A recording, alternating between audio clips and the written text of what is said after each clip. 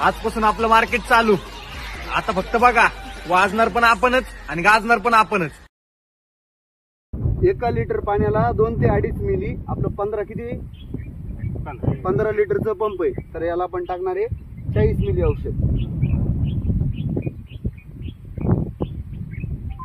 म्हणजे का हे 20 मिली,